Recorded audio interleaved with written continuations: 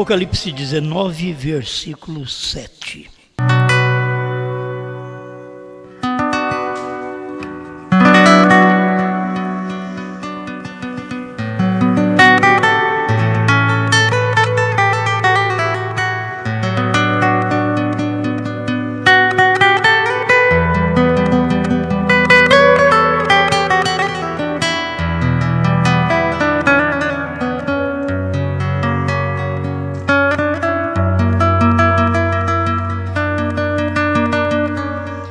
Regozijemo-nos e alegremo-nos e demos-lhe glória, porque vindas são as bodas do Cordeiro e já sua esposa se aprontou.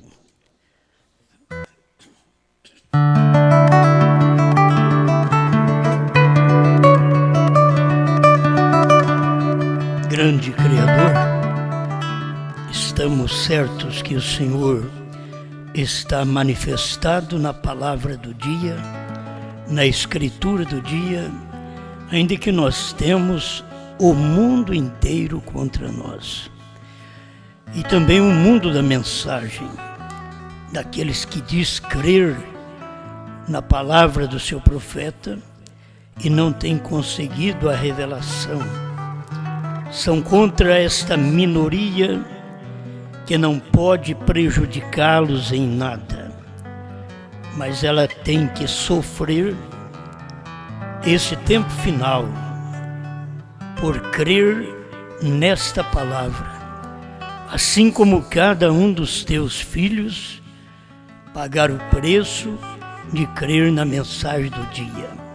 Estamos aqui para este fim, em nome do Senhor Jesus Cristo. Amém, Senhor. Amém. Pode sentar.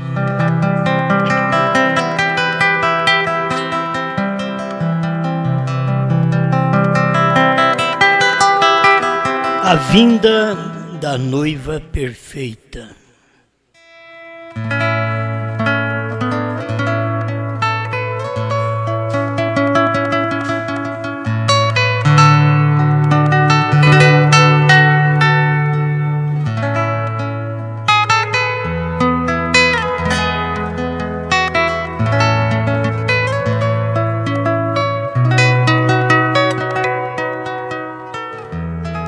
A vida destes homens do passado, do Velho Testamento, refletia, em suas vidas refletiam, isto é, traziam uma revelação, revelavam em suas vidas a vinda de algo. Então nós começamos, Abraão, como o irmão Brana disse, que ele representava a fé, o Isaac representando o amor, o Jacó representando a graça e José a perfeição. Não pode viver sem esta fé, sem este amor, sem esta graça. Mas o que adianta ter fé, amor e graça e não ter perfeição? A maioria de nós está em busca de fé, que destaca, amor, que é o sentimento, da graça, que é um favor imerecido. Mas é difícil alguém que esteja preocupado com perfeição. E a perfeição, ela tem que vir como a fé veio representada por Abraão. A perfeição também sempre foi representada por alguém. Nós temos a vinda dos patriarcas, mas a perfeição, os filhos que formaram os patriarcas, finalmente veio a perfeição. José é o fim, José é o final. José é a perfeição. E muitos ficam muito tempo longe da perfeição, e mesmo os irmãos da perfeição vendem a perfeição. Isso nós encontramos irmãos de José que venderam José. Os irmãos de Jesus que venderam Jesus. Irmãos quer dizer mesma raça, mesma tribo, tratando da carne, da linhagem de onde ele vinha, porque ele não tinha uma linhagem de sangue natural. Seu sangue era Deus. Por isso pôde nos salvar. E ali vem a perfeição. Sempre encontra a pessoa da perfeição. E os demais deviam estar refletindo, revelando, olha a vida desse, olha a vida de Abraão, olha a vida do Isaac, olha a vida do Jacó, olha o trabalho que ele teve, olha os momentos difíceis dele. Você pode olhar as quedas dele, mas olha os levantamentos dele. Olha a coragem que ele teve de deixar tudo, transpor o Val de Jaboque e sem saber que ia acontecer uma grande coisa. Ele precisava de algo grande, mas sem saber que aquilo ia acontecer daquela forma, transpôs o Val de Jaboque, largou esposa, largou concubinas, largou filhos, tudo para trás e foi em busca de algo que ele precisava, almejava aquilo e Deus o deu. E você nunca recebe aquilo sem um sinal. A perfeição sempre tem um sinal. Mombrana diz que a perfeição da estátua de Moisés, quando ela foi feita, o que a fez, olhou tanto nela, disse, mas é Moisés mesmo, é ele. E deu uma martelada no joelho de Moisés. Aquela imagem que ele viu tanta perfeição nela, que aquela imagem refletia muito, revelava muito Moisés. E assim nós encontramos em cada filho de Deus a mesma coisa. Você, eu, nós lutamos, porque a nossa perfeição não é pela oração, não é por pagarmos dízimos, não é por virmos à igreja. A nossa perfeição é relativa ao que Cristo fez por nós. Eu crer no que ele fez, certo? Eu ter amor no que ele fez. Eu aceitar a graça que ele me deu. Então eu posso ter agora a perfeição.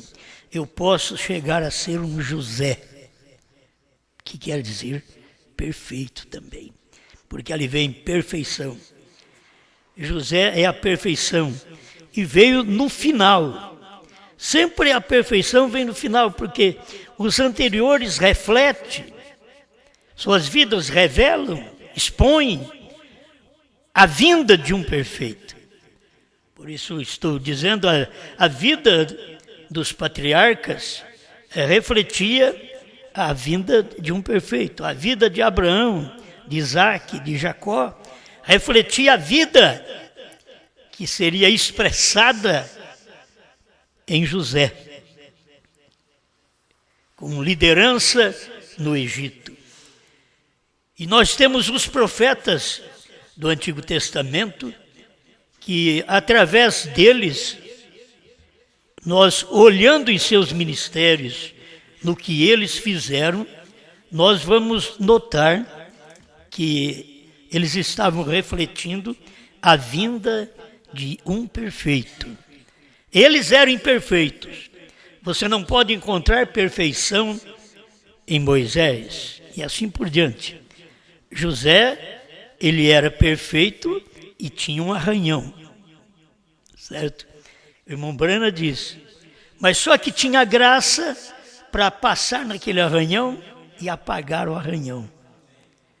A gente tem que sempre ter graça, porque quando eles chegaram no Egito, José então, para mostrar para os seus irmãos como eles deveriam chegar ali, quando vocês chegarem na frente de Faraó, vocês não digam que vocês são pastor de ovelhas. E eles eram pastor de ovelhas. Esse é o arranhão que ele teve.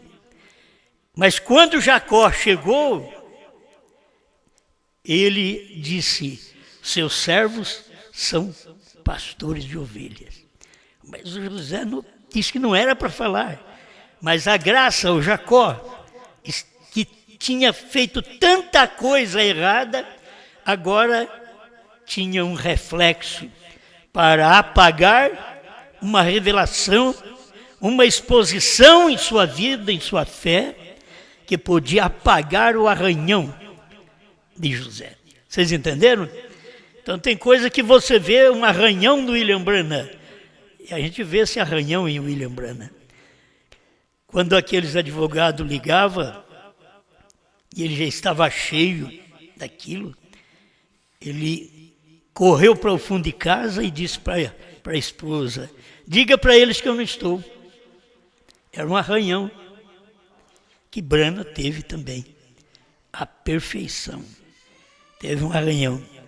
Mas o que aconteceu? Havia graça. Quando ele entrou para dentro, depois disso, a esposa perguntou para ele: crês que fizeste a coisa certa? O telefone tocou. José aproximou e disse: papai, quer que eu diga para eles que o senhor não está aqui? Quer dizer, cada coisa que você faz de bem, reflete o bem. Mas se você faz uma coisa de mal, reflete mal para as pessoas. E Branham teve seu arranhão apagado pela graça. Por isso que ele diz: eu sou todinho graça. Isso quer dizer, eu não tenho obras para me santificar. Eu não tenho jejuns. E o homem que mais jejuava, que eu conheci por ler nas mensagens, não tem um pastor da mensagem que deve ter jejuado quanto William Branham jejuava. Orava 3 dias direto, depois chegava e fazia uma oração: pai, nós quase não oramos. Então ele não pode nem falar nada. Se ele orava 3 dias, dizia quase não oramos, nós já não oramos nem 2 minutos. Mas há uma graça sempre para apagar o nosso arranhão. Não vai viver agora a vida toda com arranhões. Que tem hora que a pessoa pega arranhão a vida inteira. Mas você teve um arranhão, por isso eu digo, você tem uma oportunidade. Eu tenho uma oportunidade, depois que eu creio na mensagem do profeta, eu tenho uma oportunidade. Se a coisa não deu certo, se alguma coisa não deu certo, você foi infeliz em alguma coisa, você tem uma oportunidade. O crente precisa aprender isso. E quando você não dá uma chance, uma oportunidade para o pecador, você não merece chance, não merece oportunidade também. Porque você é o mesmo pecador. Só que você é um pecador que acha que não falha. Por isso não pode perdoar os outros, não pode dar a mão para quem está caído. Este é o grande erro das pessoas, achar que são alguma coisa. Você tem que a vida toda encarar sua vida, sua existência, sua fé, a maneira que você vive. Diz: Senhor, a gente não faz nada. Você pode orar o dia inteiro, noite inteira, mas tem que ter sinceridade quando diz: nós não fazemos nada, certo?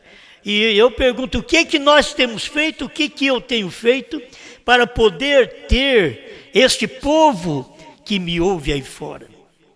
Milhares de pessoas que nos ouvem em cada culto. O que nós fizemos? Nada. O que é isso? A graça. É a graça. Você não fez nada. Você sabe qual é o nosso problema? Muitas vezes aqui na igreja, que estamos precisando aprender a cantar. Aprender a levantar a voz. Tem medo até de levantar a voz. Se deixar, o Joãozinho canta sozinho, o Alexandre canta sozinho. E cadê a voz de alguém que pode ser agradecido pelo cântico novo? Olha o que você está cantando, um cântico novo, que você deveria fazer a sua alma rejubilar e levantar a sua voz em gratidão a Deus, em louvor a Deus, sabendo que agora é o tempo dele ser louvado com um novo nome. E o que é que você tem feito? Tem hora que nós precisamos apanhar. O que temos feito? O que temos cantado? Nós temos os hinos. Tem os hinos. Temos vozes. Não vai falar que você não tem voz. Tem. Deus te deu uma voz. Dá para cantar. Mas muitas vezes reprime aquilo. E as pessoas nem escutam. E a gente precisa ficar falando, é a graça. É a graça a vida inteira. Para ter misericórdia de nós. Enquanto podemos usar o dom que temos, a voz que temos, para o engrandecer. Se eu venho pregar, eu venho dar o que eu tenho. Eu venho dar o que tenho, eu não tenho conseguido pegar um tempo de férias para mim. Ah, mas você só prega. Mas eu já estou velho e cansado.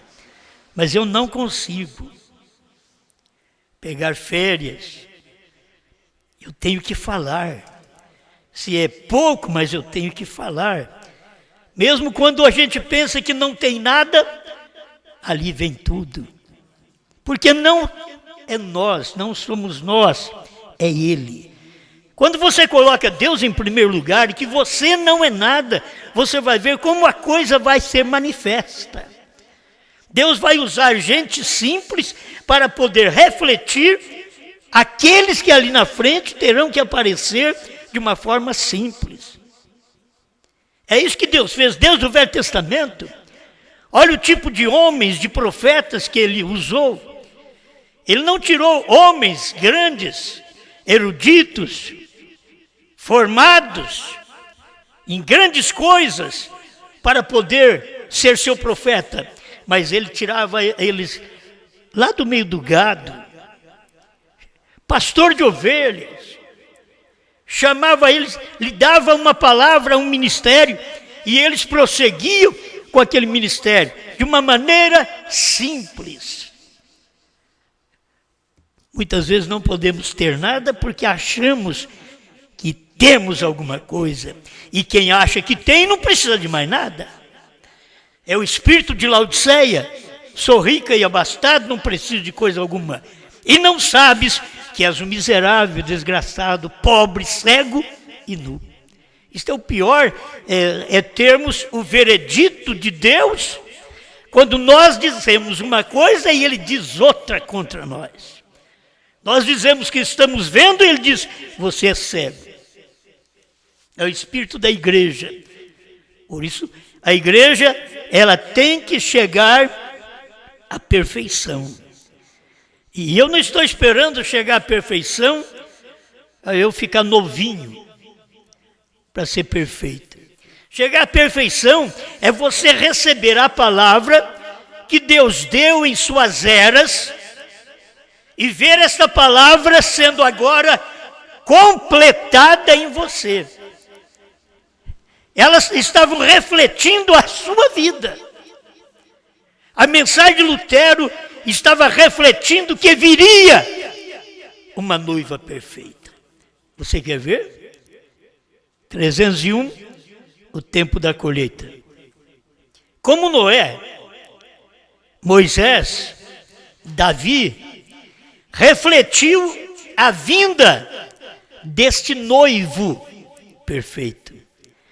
Eles estavam refletindo a vida de Jesus Cristo, daquele noivo perfeito, eles do Velho Testamento.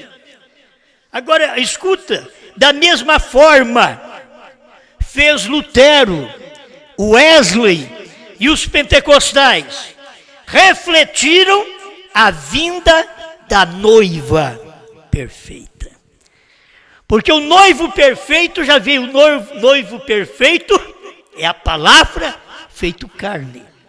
Cristo, o noivo perfeito. E essa palavra feito carne manifestaria no último dia como perfeição para a esposa. Por isso é esta vinda da noiva, da esposa perfeita, não é uma coisa lá na frente. A gente vê o sétimo selo, eles esperam para frente, já está para trás. E cumprindo agora o restante, eles não podem ver. Eles não viram que Jesus era o cumprimento de Isaías 7,14, 9,6. A sua morte e o cumprimento de Isaías 53. Eles não viram nada disso. Estava cumprindo, eles estavam cantando o Salmo 22. No templo, Deus meu, por que me desamparaste? Eles cantavam o hino no templo e aquele homem, a pessoa do hino, estava lá no Calvário dizendo, Deus meu, por que me desamparaste? E eles cantando o hino dentro de suas igrejas. Muitas vezes as pessoas estão cantando exatamente a promessa do dia que está cumprindo no seu dia, no tempo que ele vive, mas ele não pode ver aquilo porque ele não faz parte daqueles que refletiram esta noiva. Neles estava o revelar, o expressar da noiva. De um lado você vai ver, refletir quer dizer pensar, meditar. Estou falando do outro sentido. Refletir como revelar, expressar. Eles, você olha no espelho, diz Paulo, reflete a sua imagem. Quando você olha em Abraão, reflete Bran. É só você olhar no espelho. Lá atrás, olha em Abraão. O que ele está refletindo? Pai das nações. Quem é o pai das nações? E as pessoas deveriam ver, Jesus não é pai das nações.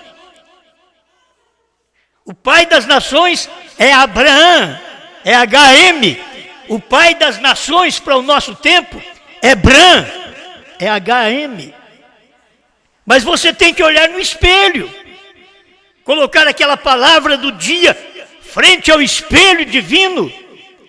É um parágrafo que você lê, é o suficiente para ver toda esta revelação. Noé, Moisés, Davi refletiu a vinda de Jesus, do homem perfeito, que as pessoas não podiam encontrar erro nele. Ele chegou a dizer, quem de vós pode me convencer de pecado?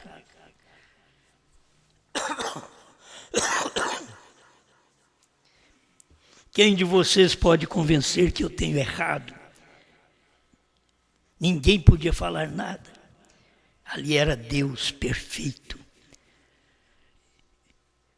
Se Deus exigiu do irmão Brana tudo o que exigiu, porque irmão Brana estava refletindo a vinda de uma noiva perfeita. Porque ele estava refletindo o noivo. Aquilo que era Jesus. Primeiro, olha no último, Bran. É uma revelação, é uma expressão de vida, de ministério. De Jesus a Bran.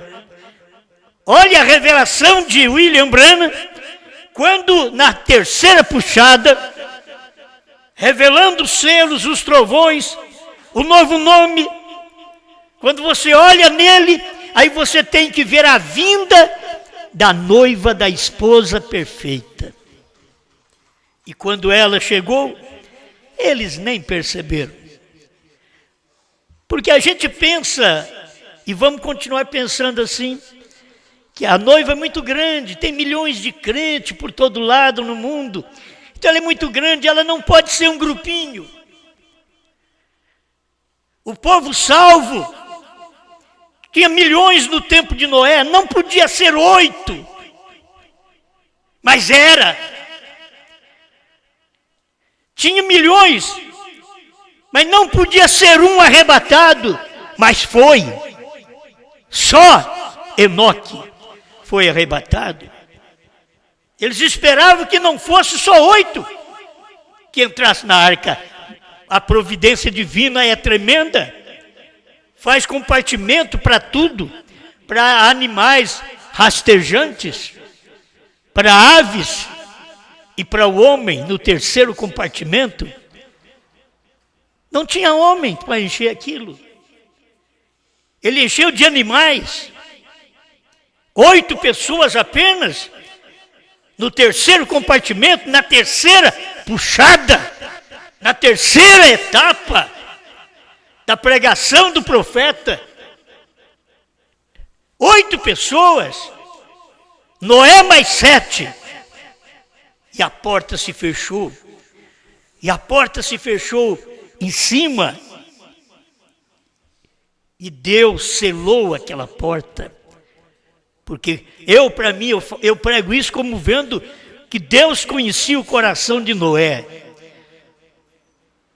Fechou a porta, Noé fechou a porta. Vamos, porque agora começou a chover. E Deus selou aquela porta por fora. E o que vai acontecer? É que eles vão bater na porta. E Noé, com aquela graça, com aquela misericórdia, com aquela bondade, abriria para eles. Mas agora já não é tempo mais de abrir a porta. Vocês rejeitaram a porta aberta.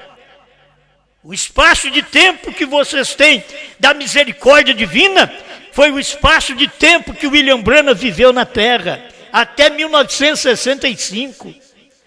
É o espaço de tempo que os americanos tiveram. Você vê gradativamente o espaço de tempo dos luteranos, dos wesleyanos, dos pentecostais. Foi o espaço de tempo que o seu mensageiro durou e a misericórdia assistiu ao povo. Mas depois daquilo, eles entram em denominação, eles morrem e Deus sai deles.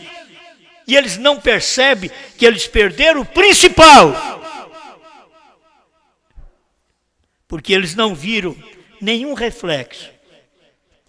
Eles não viram que os homens, que foram os pregadores, os mensageiros, os profetas, eles não viram que eles estavam preparando para algo, não.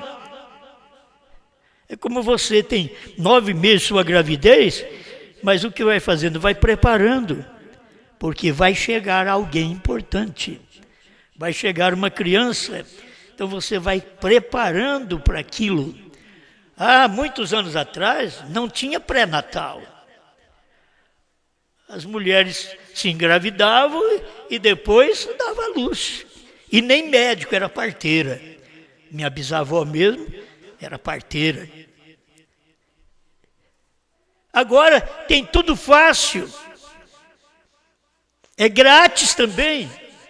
Muitas vezes a mulher não valoriza aquilo, não vai atrás para poder fazer o seu pré-natal, para cuidar desse bebê que ainda vai nascer, fazer um preparo. Foi o que Deus fez com os profetas. Preparou os profetas para que viesse Cristo. Os profetas eram parte de Cristo. Agora vem Cristo, a totalidade. Por isso, quando veio Cristo, Ele é a plenitude da divindade. Nele habita a plenitude da divindade. Não uma parte. Cada profeta teve uma parte da divindade. Mas Cristo foi a plenitude da divindade. Cada mensageiro teve uma parte das eras. Mas William Branham foi a plenitude das eras. Ele foi o 7º. E eles tiveram apenas parte no seu dia, no seu ministério, e nem sabiam o que estava acontecendo. Porque Deus permitiu que tudo isso ficasse escondido até nos dias da voz do 7º anjo. Mas quando o 7º anjo chegou, revelou tudo aquilo lá de trás. Porque o que eles falaram, o 7º aqui tinha que revelar, tinha que manifestar, porque o 7º era o perfeito. 7 é o número perfeito de Deus. Porque Lutero não pôde, porque era 5. Porque Wesley não pôde, porque era 6. Porque Branham, porque é 7. 7 é o número da perfeição. Por isso você tem esta mensagem perfeita em 7 selos. Você não pode ter 6 selos revelados, mas 7 selos que foram revelados. Amém, amém. Os profetas refletiram a vinda do Deus perfeito. Os mensageiros refletiram a vinda do profeta que viria perfeito, que é uma mensagem perfeita. Não há como você encontrar falhas na revelação dos 7 selos. Aquilo ali, coisas que você acha que vai cumprir, já cumpriu. Tem muita gente esperando que cumpra e aquilo já cumpriu, porque não puderam acompanhar a revelação que Deus deu ao seu profeta. Como eu disse esses dias, a noiva, ela já subiu em Apocalipse 4, e os outros ficaram em Apocalipse 3. Quem tem a terceira puxada revelada, subiu em Apocalipse 4, aí vê todas as coisas. E depois destas coisas eu vou te mostrar o que acontece depois destas coisas. E aqui até no capítulo 19 de Apocalipse, e depois destas coisas, agora depois do que? Depois da manifestação de tudo que Deus já revelou, que Deus mandou um profeta. Depois destas coisas, ouvi no céu como que uma grande voz de uma grande multidão que dizia: aleluia, salvação e glória e honra e poder pertence ao Senhor nosso Deus. Mas eu estou apenas tomando. E depois destas coisas, o luterano sabia que ia acontecer alguma coisa depois de Lutero? Os wesleyanos sabiam que ia acontecer alguma coisa depois de Wesley? Por isso eles ficaram lá atrás. Os pentecostais sabiam que ia acontecer alguma coisa depois deles. Depois de William Seymour, que foi o que representou o povo pentecostal, e ali juntamente com Charles Parham, um homem também que tinha o HM, Haram. As pessoas nunca perceberam isso, mas eles já acharam que tinha tudo e não podia ver o que Deus estava fazendo, ia fazer na frente. E cada movimento desse refletia que Deus estava aperfeiçoando, até chegar à noiva perfeita. A noiva perfeita não é luterana, não é wesleyana, não é pentecostal. A noiva perfeita não é a primeira e segunda etapa do irmão Branham. Que diferença tem primeira e segunda etapa do irmão Branham com os pentecostais? Ele tinha os mesmos sinais que os pentecostais tinham. É só você examinar a vida dele. Mas na abertura da palavra, a revelação, na terceira puxada, ninguém o acompanhou.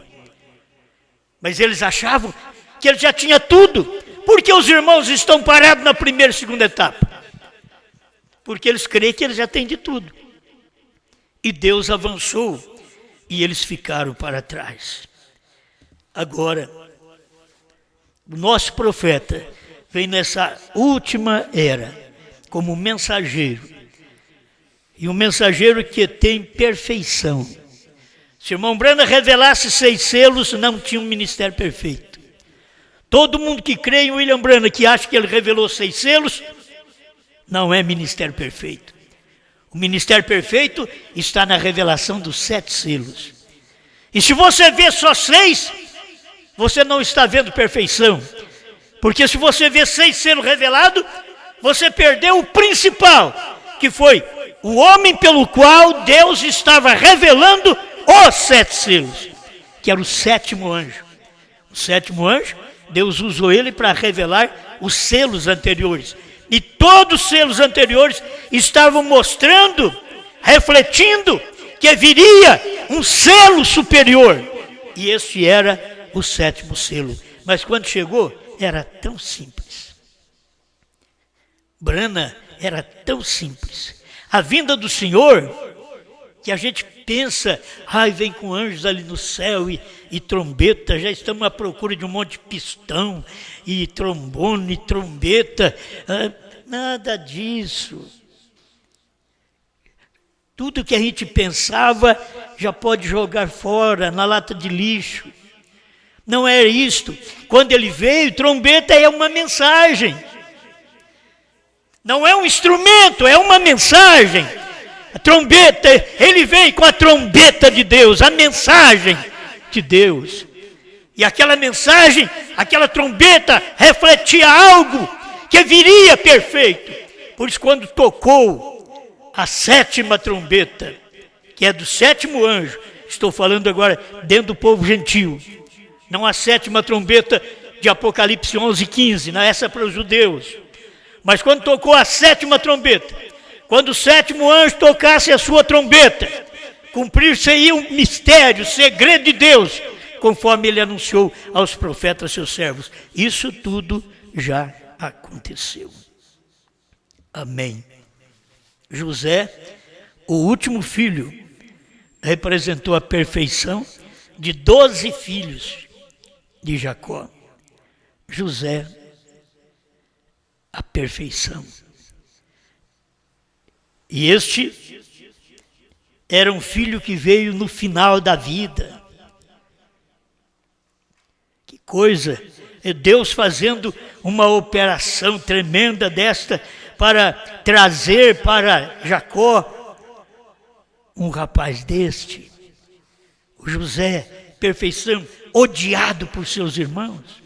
A perfeição é odiada, ela é perfeição, mas ao mesmo tempo os imperfeitos queriam ser ela. Os demais filhos de Jacó queriam ser José. José tinha sonhos, José tinha visões. E tudo que José falava cumpria. E José falava de um sonho, até o pai e a mãe estavam subjugados a ele. Os irmãos todos inclinados a ele. Os irmãos ficavam loucos. Como pode? Tudo que dá nele, nós vamos joelhar diante dele. Até papai e mamãe. Mas era verdade. O que aconteceu agora? Estão no Egito. Estão precisando de alimento. Vai para eles. Passaram fome, vai para o Egito. Só no Egito, onde eles venderam José. Só ali é que havia prosperidade. Só ali é que havia pão. E chegando lá, eles nem pensavam que o seu irmão estaria ainda mais alto do que quando eles estavam juntos, que eles odiavam ele porque ele tinha sonhos, visões e sobressaía aos irmãos. Agora José não sobressaía aos irmãos judeus, sobressaía o reino. Nos seus dias, para chegar a Faraó, tinha que passar por José. Que o irmão Brana tomou José como tipo de Cristo. Para você chegar ao Pai, tem que passar por Jesus. Jesus é graça. Você tem que passar pela graça. Você tem que receber seu perdão. Você tem que reconhecer que você não é nada, mas que Ele está com as mãos estendidas para te ajudar, para te proteger nesta hora final. Então a noiva, ela não é perfeita nestas eras anteriores. Você vê que o irmão Brana toma 3 para trazer a perfeição. Ele pegou Noé, Moisés, Davi. Estes refletiram a vinda do noivo perfeito. Agora ele pega Lutero, Wesley e Pentecostais. Isso para refletir a vinda da noiva, da esposa perfeita. Foi quando veio a mensagem dos selos, a revelação dos selos. Se não tivéssemos a revelação dos 7 selos, não teria perfeição na mensagem de William Brana. Por mais que ele pregou, curou enfermos, mas se não tivesse a revelação dos 7 selos, não teria perfeição, porque a revelação é 7, está perfeitamente revelado, 7 selos, então ele é perfeito. A revelação dos selos é perfeita. O novo nome, eu não sei como as pessoas vão ainda querer contradizer, quando William Brana diz HM faz parte do nome de Deus, e estes homens aí, irmãos da mensagem, como eram os irmãos de José, irmãos da mensagem, olhando e dizendo que não é assim. E Brana diz que é. A HM faz parte do nome de Deus. E nesse último dia, nós estamos aqui só para posicionar essas coisas, porque Deus diz para o irmão Brana, não diga a ninguém. Ele não podia dizer. Se você quiser saber, você tem que perguntar para nós. É incrível, talvez você ache, que absurdo. Se nós queremos saber, vamos perguntar para Liveio sobre doutrina. Se quisermos saber alguma coisa, vamos perguntar para Billy Paul, para irmão José Brana. Não, se você quiser saber de 7 selos, 7 trovões, novo nome, pergunta à esposa. Pergunta a João. É ali que você vai ter a revelação. O que vocês explicam para suas congregações, pregadores, quando o profeta de Deus ouviu do próprio Deus, eu te dou um sinal eterno. E o sinal estava relacionado com o nome dele. Quantas letras tem seu nome? Quantos picos tem um monte? 7. Quantas letras tem seu nome? O Senhor falando. 7. E ele ainda expressa. B-R-A-N-H-A-M. Nem o profeta falando, eles não querem receber. E eles têm que saber que nesse dia nós não estamos para inventar, estamos apenas para poder ajuntar os cabos soltos, como o irmão Brana juntou os cabos soltos das eras e trouxe a revelação. Nós temos por obrigação, nesse tempo final, de ajuntar os cabos soltos, os parágrafos soltos, onde as pessoas não entendem da mensagem, e trazer a revelação e mostrar para você o que aquilo é. Então o que o irmão Brana diz, HM, faz parte do nome de Deus, é Brana. Pai Celestial, nós te damos graças, Senhor, por podermos chegar a esta hora final, que a esposa tem chegado à perfeição. O seu profeta mesmo disse, porém tem que vir uma noiva, aleluia. Tem que aparecer uma noiva verdadeira, ao nascer do sol 72. E onde está essa noiva verdadeira? É aquela que tem o nome do noivo, é aquela que recebeu o nome do noivo, que Jesus Cristo recebeu um novo nome, e ninguém sabia dessas coisas, está escondido em Apocalipse, e seria revelado nos dias da voz do 7º anjo, e já foi revelado, porque o 7º anjo já veio e já foi. Está tudo revelado. E nós cremos nisto, Pai.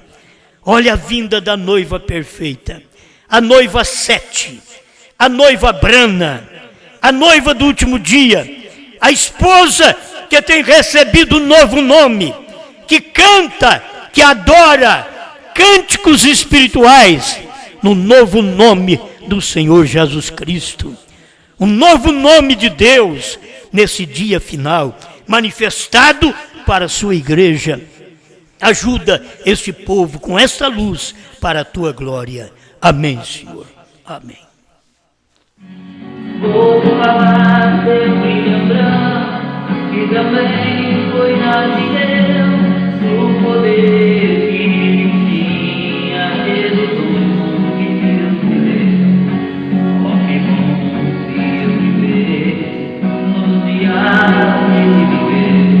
Eu queria andar com ele, ser um grande amigo seu. O William Branham, Deus escolheu, mas mandou um homem pra guiar o seu. A mensagem enviando, ele traz satisfação. Eu não pude andar com Branham,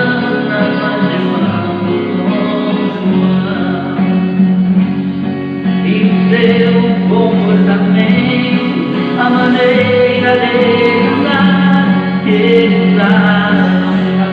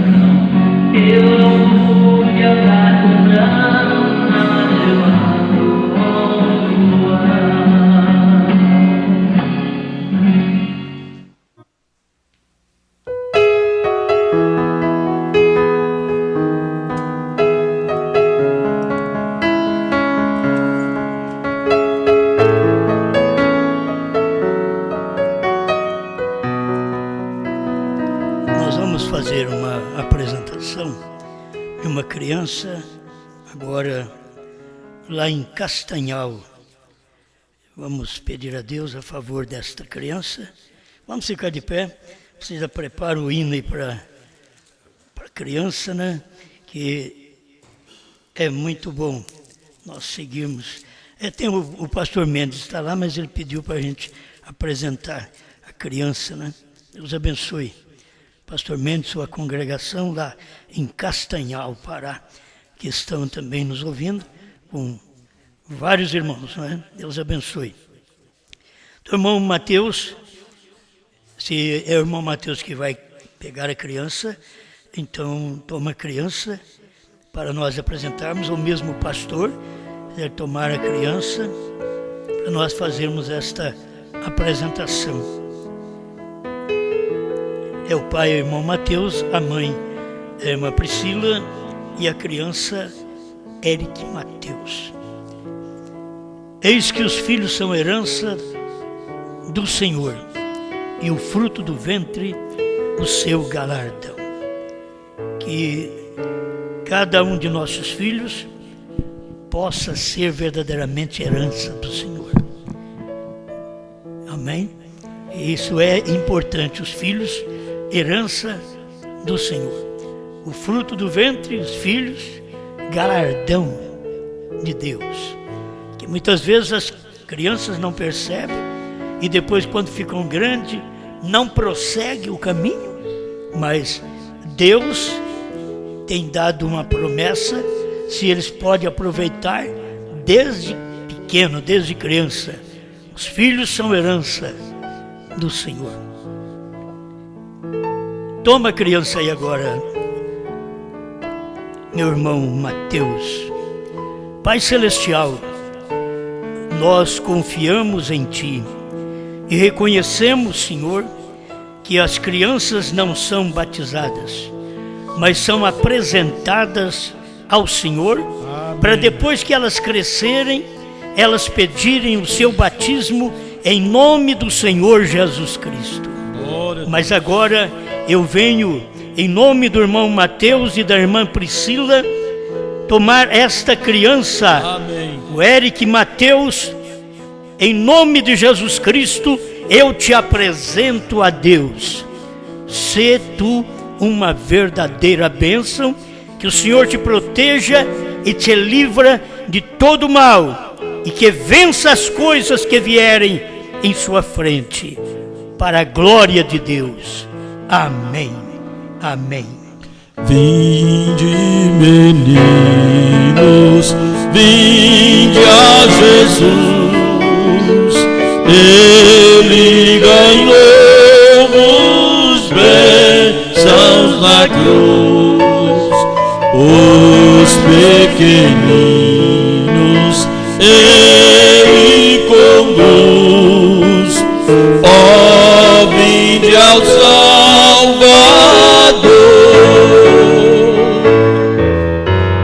Que alegria sem pecado mal,